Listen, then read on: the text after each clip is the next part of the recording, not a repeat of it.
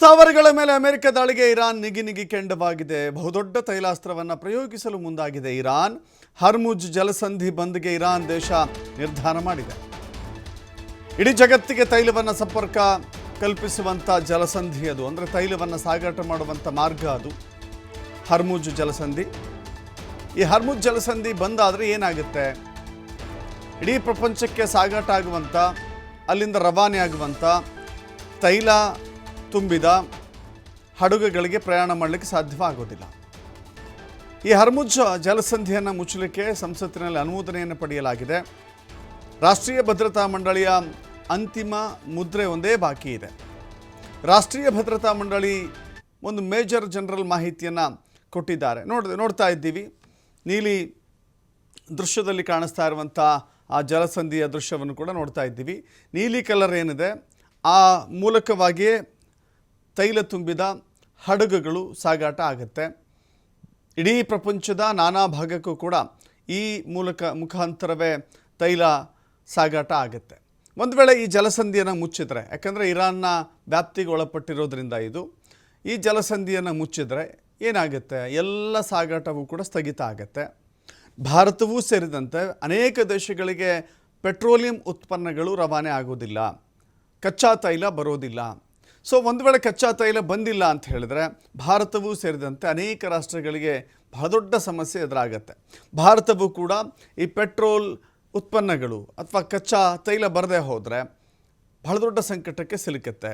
ವ್ಯಾಪಾರ ವಹಿವಾಟಿಗೆ ಬಹಳ ದೊಡ್ಡ ತೊಂದರೆ ಆಗುತ್ತೆ.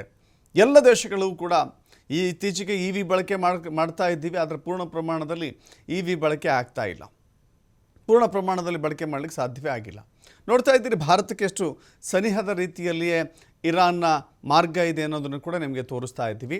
ಆ ಮಾರ್ಗವಾಗಿಯೇ ಭಾರತಕ್ಕೆ ಬರುತ್ತೆ, ಭಾರತದ ಬಂದರುಗಳಿಗೆ ತಲುಪುತ್ತೆ. ಆನಂತರ ಆ ತೈಲ ಬೇರೆ ಬೇರೆ ಪೆಟ್ರೋಲ್ ಬಂಕ್ಗಳಿಗೆ ಹೋಗುತ್ತೆ. ಆದರೆ ಇಲ್ಲಿ ಇರಬೇಕಾಗಿರುವಂಥದ್ದು ಏನು ಅಂತ ಹೇಳಿದ್ರೆ, ತೈಲ ಇಲ್ಲದೆ ಹೋದರೆ ಎಷ್ಟು ದೊಡ್ಡ ಸಮಸ್ಯೆ ಆಗುತ್ತೆ. ಹರ್ಮುಜ್ ಜಲಸಂಧಿ ಮುಚ್ಚಿದ್ರೆ ಜಗತ್ತಿನಲ್ಲಿ ಕೋಲಾಹಲ ಖಂಡಿತ. ಐರೋಪ್ಯ ರಾಷ್ಟ್ರಗಳ ಬುಡಕ್ಕೆ ತೈಲ ಬಾಂಬ್ ಬೀಳುವಂಥ ಭೀತಿ ಇದೆ. ಭಾರತದ 40% ತೈಲ ಈ ಮಾರ್ಗದಿಂದಲೇ ಪೂರೈಕೆ ಆಗುತ್ತೆ ಭಾರತಕ್ಕೂ ಕೂಡ. ಚೀನಾ ಕೂಡ ಹೆಚ್ಚು ತೈಲ ಆಮದು ಮಾಡಿಕೊಳ್ಳುತ್ತೆ.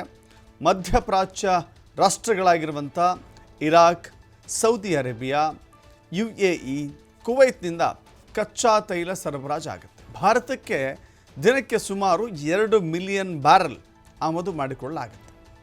ಈ ಕಚ್ಚಾ ತೈಲವನ್ನು ಹರ್ಮುಜ್ ಮೂಲಕವೇ ಕಳಿಸಲಾಗುತ್ತೆ, ಬೇರೆ ಮಾರ್ಗ ಇಲ್ಲ. ಹರ್ಮುಜ್ ಮೂಲಕವೇ ಬರಬೇಕಾಗತ್ತೆ, ಬೇರೆ ಮಾರ್ಗ ಖಂಡಿತ ಇಲ್ಲ. ಭಾರತವೂ ಸೇರಿದಂತೆ, ಚೀನಾವೂ ಸೇರಿದಂತೆ, ಏಕೆಂದರೆ ಭಾರತ ಕೂಡ ಅನೇಕ ಕಾರಣಗಳಿಗಾಗಿ ಪೆಟ್ರೋಲಿಯಮನ್ನು ನಂಬಿಕೊಂಡಿದೆ. ಒಂದು ವಾಹನ ಸಾಗಾಟ ಕೇವಲ ನಮ್ಮ ಕಣ್ಣಿಗೆ ಕಾಣಿಸೋದು ಟ್ರಾನ್ಸ್ಪೋರ್ಟ್ ಜೊತೆಗೆ ಅನೇಕ ಉದ್ಯಮಗಳು ನಡೀತಾ ಇರುವಂಥದ್ದು ಕೂಡ ಪೆಟ್ರೋಲಿಯಂನಿಂದ ಅಥವಾ ತೈಲದಿಂದ. ಒಂದು ವೇಳೆ ಸಿಗದೆ ಹೋದರೆ ಭಾರತದಲ್ಲಿ ಹಾಹಾಕಾರ ಶುರುವಾಗುತ್ತೆ. ತೈಲಕ್ಕಾಗಿ ಬಹಳ ದೊಡ್ಡ ಡಿಮ್ಯಾಂಡ್ ಆಗುತ್ತೆ, ಪೂರೈಕೆ ಕಮ್ಮಿ ಆಗುತ್ತೆ. ಪೂರೈಕೆ ಕಮ್ಮಿ ಆದರೆ ಒಂದು ಕಡೆ ಬೇಡಿಕೆ ಜಾಸ್ತಿ ಆಗುತ್ತೆ.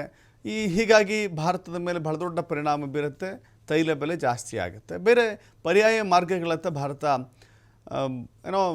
ಹುಡುಕಬೇಕಾಗತ್ತೆ. ಆದರೆ ಹರ್ಮುಜ್ ಜಲಸಂಧಿ ಒಂದು ಪ್ರಮುಖ ಕೊಂಡಿ, ಅದರ ಮೂಲಕವೇ ಬರಬೇಕಾಗಿರುವಂಥ ದಾರಿ ಅದು.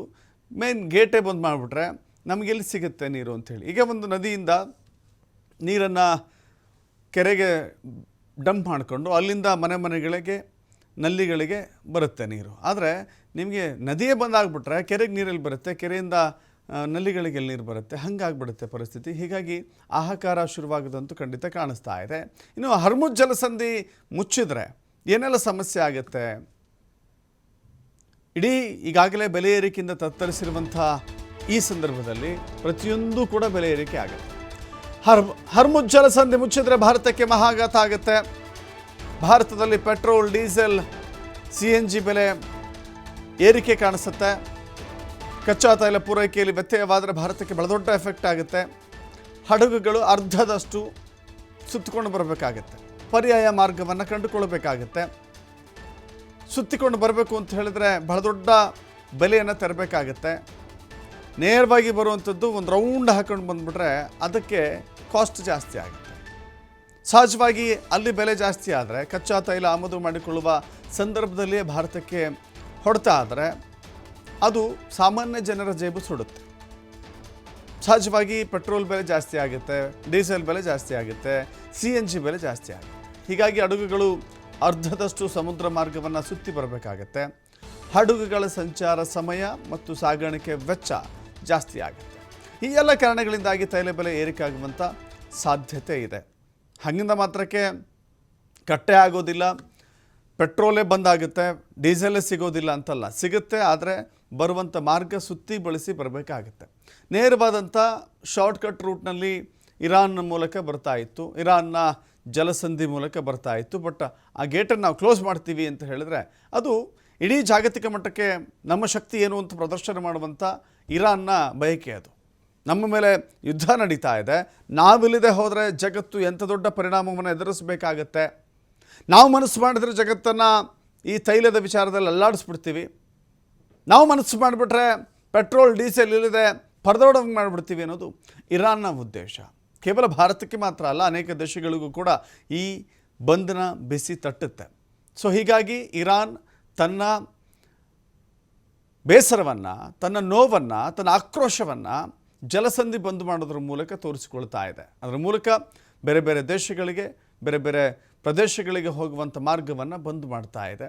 ನಿಜಕ್ಕೂ ಕೂಡ ಇದು ಭಾರತ ಮಾತ್ರವಲ್ಲ, ಅನೇಕ ದೇಶಗಳ ಮೇಲೆ ಬಹಳ ದೊಡ್ಡ ಹೊಡೆತವನ್ನು ಸೃಷ್ಟಿ ಮಾಡುತ್ತೆ. ಅದಕ್ಕೆ ಕಾರಣ ಅಂತ ಹೇಳಿದ್ರೆ ಅಮೆರಿಕ ನಿನ್ನೆಯಷ್ಟೇ ದಾಳಿಯನ್ನು ನಡೆಸಿತ್ತು. ಪ್ರಮುಖವಾಗಿ 3 ಪರಮಾಣು ಕೇಂದ್ರಗಳ ಮೇಲೆ, ಅಣ್ವಸ್ತ್ರ ಇರುವಂಥ ಜಾಗದ ಮೇಲೆ ಗುರುತಿಸಿ ದಾಳಿಯನ್ನು ಮಾಡಿತ್ತು.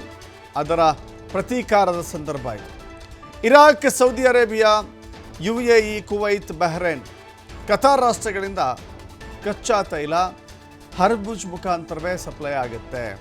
ನೋಡಿ, ಸೌದಿ ಅರೇಬಿಯಾದಿಂದ ಬರುತ್ತೆ, ಇರಾಕಿಂದ ಬರುತ್ತೆ, UAEಯಿಂದ ಬರುತ್ತೆ, ಕುವೈತ್ನಿಂದ ಬರುತ್ತೆ, ಬಹ್ರೇನ್ನಿಂದ ಬರುತ್ತೆ, ಕತಾರ್ ರಾಷ್ಟ್ರಗಳಿಂದಲೂ ಕೂಡ ಕಚ್ಚಾ ತೈಲ ಸಪ್ಲೈ ಆಗುತ್ತೆ. ಆದರೆ ಬೇರೆ ಬೇರೆ ದೇಶಗಳು ಸಪ್ಲೈ ಮಾಡಲಿಕ್ಕೆ ರೆಡಿ ಇದ್ದಾವೆ ಅಥವಾ ಬರ್ತಾ ಇದೆ. ಮಾರ್ಗ ಮಾತ್ರ ಇವ್ರದ್ದು, ದಾರಿ ಮಾತ್ರ ಇವ್ರದ್ದು. ನಾವು ದಾರಿ ಬಂದ್ ಮಾಡ್ತೀವಪ್ಪ. ಹರ್ಮುಜ್ ಜಲಸಂಧಿ ಮೂಲಕವೇ ಅರಬ್ಬಿ ಸಮುದ್ರಕ್ಕೆ ಎಂಟ್ರಿ ಕೊಡುತ್ತೆ. ಬಳಿಕ ಹಿಂದೂ ಮಹಾಸಾಗರ ಪ್ರವೇಶ ಮಾಡಲಾಗುತ್ತೆ. ಕಚ್ಚಾ ತೈಲ ರವಾನೆ ಆಗುತ್ತೆ. ವಿಶ್ವದ ರಾಷ್ಟ್ರಗಳಿಗೆ 20% ಕಚ್ಚಾ ತೈಲ ಸರಬರಾಜಾಗೋದು ಈ ಹರ್ಮುಜ್ ಜಲಸಂಧಿಯ ಮೂಲಕವೇ. ಬಂದಾದರೆ ತೈಲ ಪೂರೈಕೆಯಲ್ಲಿ ಬಹಳ ದೊಡ್ಡ ವ್ಯತ್ಯಯ ಆಗುತ್ತೆ ಎಲ್ಲ ದೇಶಗಳಿಗೂ ಕೂಡ. ನೋಡಿ, 20% ಅಂತ ಹೇಳಿದ್ರೆ ಅಂದಾಜು ಮಾಡ್ಕೊಳ್ಳಿ ನೀವು ಎಷ್ಟು ದೊಡ್ಡ ಪ್ರಮಾಣದಲ್ಲಿ ತೈಲ ಬರುತ್ತೆ ಅಂತ ಹೇಳಿ. ಆ ಮಾರ್ಗವನ್ನೇ ಬಂದ್ ಮಾಡಿದ್ರೆ ಇಡೀ ಜಗತ್ತಿಗೆ ಒಂದು ಶಾಕ್ ಕೊಡ್ಬೋದು, ಆಯಿಲ್ ಶಾಕ್ ಕೊಡ್ಬೋದು ಅಂತ ಅಂದುಕೊಂಡಿದೆ. ಬಟ್ ಇನ್ನೂವರೆಗೂ ಕೂಡ ಖಚಿತವಾಗಿಲ್ಲ ಜಲಸಂಧಿಯನ್ನು ಸಂಪೂರ್ಣವಾಗಿ ಬಂದ್ ಮಾಡಿದ್ದೇವೆ ಅಂತ. ಬಟ್ ಅಲ್ಲಿನ ಸರ್ಕಾರ ಒಪ್ಕೊಂಡಿದೆ, ನಿರ್ಣಯವನ್ನು ಮಾಡಿದೆ. ಬಟ್ ರಾಷ್ಟ್ರೀಯ ಭದ್ರತಾ ಸಮಿತಿ ಒಂದು ಅಂತಿಮ ಮುದ್ರೆಯನ್ನು ಒತ್ತಬೇಕಾಗಿದೆ. ಭದ್ರತಾ ಸಮಿತಿ ಯೋಚನೆ ಮಾಡೋದು